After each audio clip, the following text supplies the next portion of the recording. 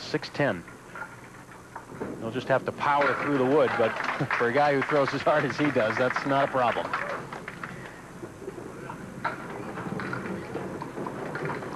I mentioned the New Hampshire State tournaments are just about ready to kick off with the youth events at Boutwell's Bowling Center the next 2 weekends, so there's still time. If you haven't got your entry in, contact your nearest NHCBA house if you're a league bowler and send them in immediately because they start next weekend. Boutwell's Bowling Center, of course, in Concord, New Hampshire. Exactly right. Yes, very nice place to visit, even if you're not bowling in the tournament. When you get the bill for this, you're going to be shocked. I just give it to my partner. I don't understand this bill here. You pay it. Well, Joe can't continue the string of marks. It ends at 4 consecutive, but he has taken the lead, at least for now, by 7.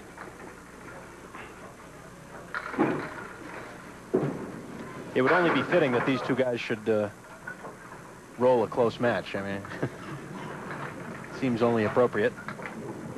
Said they bowled with and against each other many, many times. There's a spare for Gary Carrington, trying to reestablish a lead here as game 2 winds to a close. Runner-up in this match receives $175, 4th place money. The winner, of course, moves on to face Neil Gosselin in the semifinals next week. Gary threw his arms up. He knew he was in no man's land, in between the 1-3 and the 1-2 pocket, right through the middle. Only 5 on the spare. Oh, that close. Oh. I mean, nothing is safe down there with these two guys. They just feel they can make every shot, too. It's interesting, too, because they have very, very different styles. Joe Ashline uses almost all of the approach, generates a lot of power, as we've said, whereas Gary takes a very, very short approach. He stands about as close to the foul line as anybody that we see here on the program.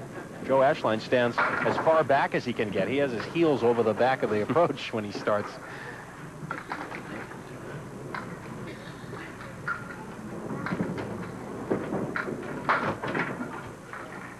Wants that 7-pin to fall forward into the 4.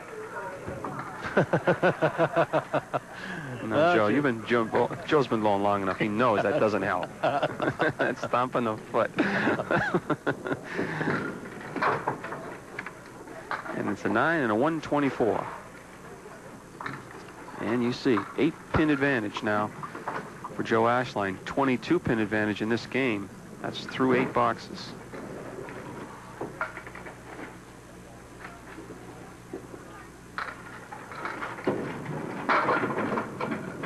Spare leave for Joe, the 2-5.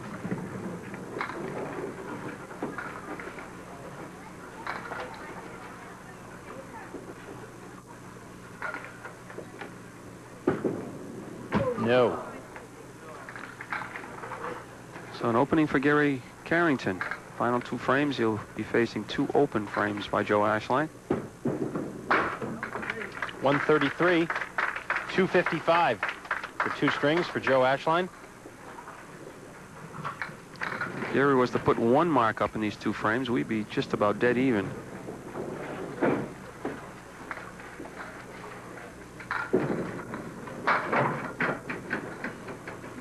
One, 7, 9, 10.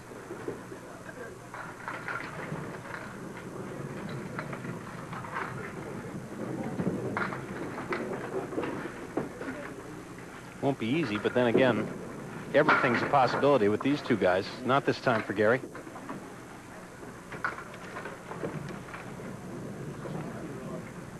But if Gary were to throw up a mark here in the 10th with something on it, this thing could be very, very close. That was a nice 10 conversion there. That may be important later on.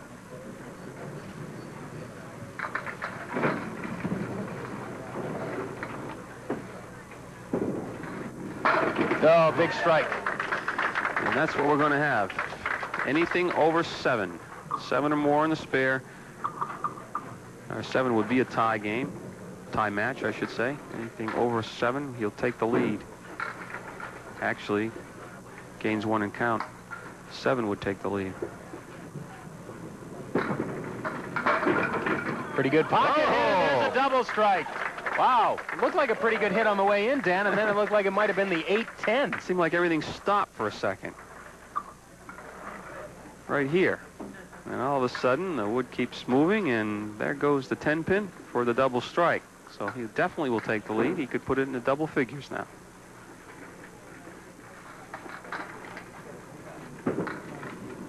And there it is. 3 strikes in a row for Gary Carrington in the 10th. And he will preserve his lead. In fact, it's identical. It's still a 14-pin advantage for Gary Carrington with 1 game to go. And we'll have it on Stars and Strikes after this break.